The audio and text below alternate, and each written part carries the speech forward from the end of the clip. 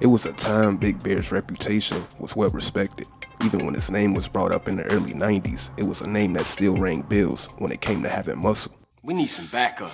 You seen B-Dup? Nah, but him and the homeboy Bear, they good to have on our side. Oh, Big Bear? Yeah, them bass slangers gonna be sorry now. Coming up in the Grove Street families, being a leader or anything in between wasn't his bag. Instead, he thrived and took pride of simply being a soldier.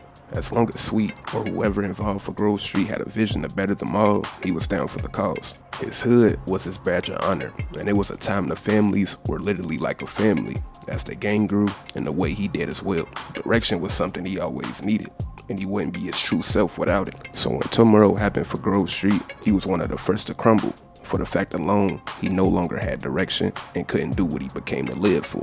Brian dying, CJ leaving town, was when he actually had to become aware of things he didn't have to before. Now being on the seemingly losing side. And if that wasn't enough, more deaths would happen. And if that wasn't enough, people would thin Grove Street straight away, making their own set, now being enemies. All of these things is what made him Big Bear. But witnessing family feuding and having to cope with people he held close dying, on top of Sweet not doing things where he could show his talent, which was again being the shooter, he wasn't looking for coping with these losses in the most wrong way possible. Now as we know, we're in South LS in the 90s, saying that to say the only way people really knew how to cope with whatever they were going through in this area was drugs, specifically crack. And throughout the story this was drilled in our head. Not to jump ahead, but we see Smoke turn to it, coping with how he got in his position. Man, fuck.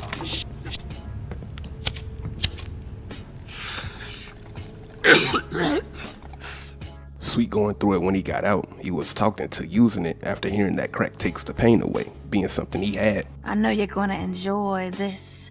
It takes the pain away. Oh yeah? Even other members from different gangs use crack for the reason I did. Quit the chat and give me a rock. Along with this guy, although he drew the line at crack though, by his dialogue, he partaked in everything in between, even speaking on why, which was again to detach. I smoke cause it gives me a peace of mind. And of course the understanding of Grove Street following to that was told before seeing Big Bear actually become a shell of his former self. Apart from Smoke, Sweet, and you know yours truly, Grove Street don't bang no more. Yeah, just get blown. For sure. Even the song blasting in the background told us everything Big Bear was going through, specifically the first verse, along with the fact the hood took him under, something about to be shown. Open up! You sure he still live here? Fool, I told you this it. Open up! Who the fuck is it? CJ, the fuck you want? Get the fuck out of here. Wait, hold up, man. What happened to for life, nigga? The only thing that matters is the hood, homie. But you'll never understand what getting this money is like. B-Dup saying this to CJ and Ryder confirmed Grove Street to not be known for making money, let alone from crack. But as we're going to see, B-Dup went from trying to explain himself to the two to going to use his new muscle. You know what, man? Get the fuck out of here for you be laying on your back. Big Bear, come check this fool. B-Dup calling Big Bear to escalate this situation goes to show his role he always had. And the fact he even had Bear around was because he was a name, now able to give him orders. In a way, Bear became a bear head on B-Dup's wall. Going back to the hood took me under song. On the second verse, B-Dup's mindset was even heard on why he's acting like this. But as we're going to see, Bear didn't even have the strength to do what he once was known for, along with more things that would be telling. Hey, Bear? Big Bear, that's you? Being barely recognized, as we see, he didn't even want to look at CJ, showing him carrying shame on his back. And by his mannerisms goes to show he's jonesing, basically withdrawing. But even then, CJ wanted to try and rally him, asking if he was still GS. But back to B-Dup getting bolder by this point, he spoke for him. Also, as we're about to see, CJ asking him this would make Bear look at him for a quick second, being that the hood was still something he loved. But again, B-Dup using Bear as a power tactic, he says what he cares about, which only benefited B-Dup. Hey, you still from the hood, homie, or Nah, what? the only thing Bear give a fuck about is smoking and keeping my house clean. Ain't that right, Big Bear? Hell yeah. And again, the fact Bear even agreed with these demeaning things goes to show many things. For one, this went to show he didn't really have his hit yet, just saying anything to make this happen. And for two, this showed B-Dup again having an OG under him, if you get what I mean. Hell yeah, what? Hell yeah, sir. Now go make that motherfucking toilet spark. Oh, no, man. Man. CJ knew this wasn't Bear about to attempt to get him out of this new position. Bear, come on. But finally, he would speak for himself. It's a quick response to CJ, but even with that, what he says, his words was telling. Everyone likes to party sometimes, CJ. I'll see you around. Bear saying this, which was him saying how everyone likes to get high, was him of course not trying to make his state look bad. He's full aware of what he's turned into, but this was the new direction, always looking for someone to lead him. It's just fucked up. I see what you mean now, man. If Crack can do that to Big Bear, turn him into a base slave, the average motherfucker ain't got a chance. Youth counselors in Los Santos are heading to the streets and meeting one-on-one with members of the community. One citizen told WCTR the real problem with drugs. They always saying there's too many drugs in the hood. Homie, that's bullshit. Plain bullshit. I mean, way I see it is, it ain't enough drugs in the hood. Ain't nothing like enough, and that's the real problem for people. B-Dup saying this, crazy enough, this was the problem on both sides, whether if you dealt it or used it. Having to be around B-Dup, Bear even had to endure more things that went against what he himself didn't like. B-Dup putting certain things aside gang-wise to get money, he started to be around the ballers. Of course, Bear being put to have to as well. He still was around him riding his coattail for the same reason we saw earlier, just looking for, again, direction, not having to think about the past and the process with his habit. With everything going on, down the line, B-Dup was shown to not only use Big Bear, going to try and use Sweet to have him under him as well, for the same reason. Just a little bit of party. I heard you was down, so I got a gift from B-Dup. B-Dup attempted to give Sweet just enough. He gave him a free hit, knowing he would come to him until he was desperate enough for it, so he could have another head on his wall, calling shots to OGs. Even him sending a female addict is telling to what he set out. Just because they were on crack didn't mean they weren't capable. They were just shells of themselves. Knowing that is how he was able to maneuver. But his plan would slightly work after CJ insisted they go looking for him, just not by how the way he wanted it. Fuck! You're gonna have to deal with B-Dup. What? Beat up? We can handle that shit right Get now, your hands then. off me. Show ass out of here. Hey, beat up! Open up! Beat up! Hey, open the door, punk! Fool! Yo, Dup ain't here. Moved out a while back. Where'd he go, Yo, dickhead? yo, you messing up the cat's colors, Speak dude. up, fool. Yo, I got something, a little something, just what you And I need. don't want none of that shit. No, I'll no, split your no. wig right Hey, now. no, you tripping, man. Come on, put the gun down. He a base head, man. Shit, he wearing family colors. That's supposed to make him somebody.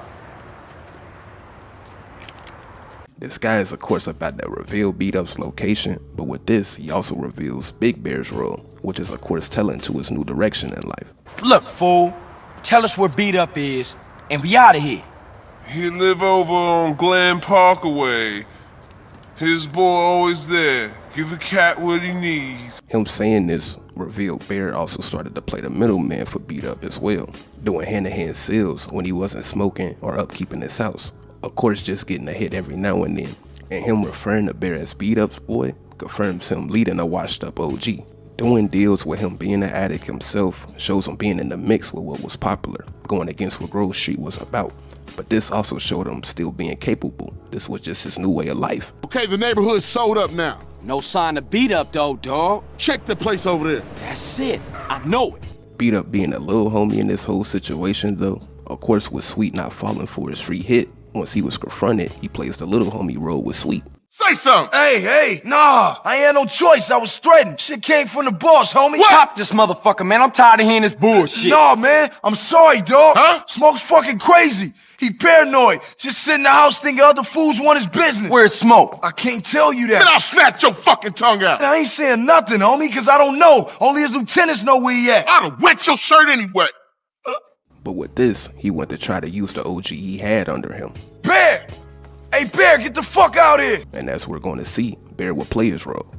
What's up, your lordship? The fact Bear even called B-Dup this showed again who he looked at to be in charge to lead him. Back in the day, it was Sweet. Bear didn't even recognize Sweet and CJ, having his full attention on his new leader. But once he does, things would of course turn. Kill these motherfuckers, and I'll give you a whole quarter sack. Now handle that. Seeing CJ and Sweet, he was reminded of how hard he actually failed. just staring at the two. And the fact a good amount of crack was the exchange of taking these two people out that he held close was his breaking point. B-Dup, though, being used to his new standing, this would bring Bear's old ways out, saying his mind, which is of course telling to not liking the direction after seeing the old direction still to be striving at this point. Shoot him! The fuck is wrong with you? You ain't hear what the fuck I said? I'm tired Bear, of what the smoking. fuck Tired of smoking goes to show him just going through the motions. you doing? tired of Come on, crack. man. Being tired of crack was him actually realizing the toll it actually had on people outside of him, having to do the sales. And I'm tired of doing your fucking housework. Oh, shit. And all these three things, with seeing the Johnsons again, he was reminded about himself, especially with them being on the same path he left. I'm free! With this, he then instantly showed regret, realizing Grove Street had direction. Again, the reason he left in the first place. Man, what the fuck you do that for, man? CJ, man, come on, put me back on the team. But what Bear's about to say next, though, still was a huge problem. Although he claimed how he was free, didn't mean he was free from everything in his life that became him. Give me 20 bucks and I'm all yours, man. Blast from the past. With that $20, it was a no-brainer for the Johnsons that he was just gonna smoke that up. And the fact that quick 20, he was willing to be a soldier again, was him still trying to be down for something, let alone to something that was his life before his new one. So instead of paying for his habit and being paid scraps for someone they already knew was a somebody and was a close friend, CJ of course knew what to do. Not to get off track, but when Mad Dog was battling his addiction, he sent him to rehab, and it worked. Seeing this, he would actually do the same for someone he actually knew when he was at his roots. Hey, let's take a ride, homie. I'ma shoot you somewhere you gonna enjoy. Standing up to B-Dup off impulse, we actually see how bad his addiction was, learning he was being forced to go to rehab. He didn't want to do it. CJ brings up how he looked, leading him to be seen caping for it. CJ, you take care of Bear, okay? Yeah, for sure. Come on, Bear. Time for a little detox. Oh, man, do I have to?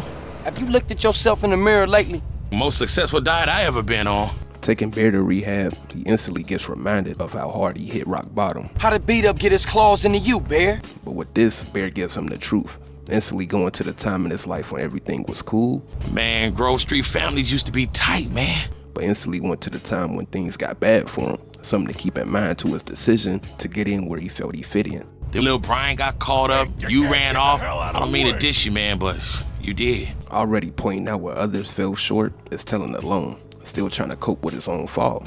Bringing up CJ's brother was a tactic to get things off of him, but CJ would then bring up the facts, which was being back, making up for the past, something he had to acknowledge. I know, but I'm back now. True, homie. That's real spit. The first reason for his fall not working on CJ, he changed the subject, putting things on Sweet, still trying to hold someone responsible for his actions. Anyways, man, Sweetie just became a hard man to be with, you know? Then we got bad blood with Seville Boulevard families, and they split from the Grove, then Temple. Hell, they went Lone Ranger too. Sweet, man, he did absolutely nothing. Claiming Sweet to be doing nothing went back to the new climate. Not the weather, but what things started to become. With that, again, not feeling the normal direction Sweet put out, caused him to look for someone with new direction, leading him to go to B-Dup. On one side, he saw the original way of life to be not working, although Sweet explained the fight. It ain't nothing here no more. Rome wasn't built in a day, nigga. And the other side was the fast money and everything in between. Him comparing the two, he chose what he seen. He picked what everyone else was doing, which was something that led to his addiction, something he had to accept regardless. Streets ain't no place to be, man, when every fool is trying to make a move. So I tried my first blast. See what the fuss is all about, right? Now look at me, a rock star. Ain't nothing to be proud of, man. Although he left the Grove for gain after the losses they started to take, but ended up falling into the abyss of that game, he's admitted to rehab, and the rest is history. We gonna put all this behind us, Bear. Grove is coming back and the OG posse is on the bounce. Go on in, Bear. You know we here for you, all right? For life, CJ. Big Bear's character was the guy that needed someone to lead. Being the muscle of a prominent gang and then seeing him lose influence meant he lost influence. Sweet direction not being what he felt was the move. He went where the money was like everyone else, taking his talents to that side. Actually being a user was a direction put upon him, along with influence, and got played in the process, things not being greener on the other side.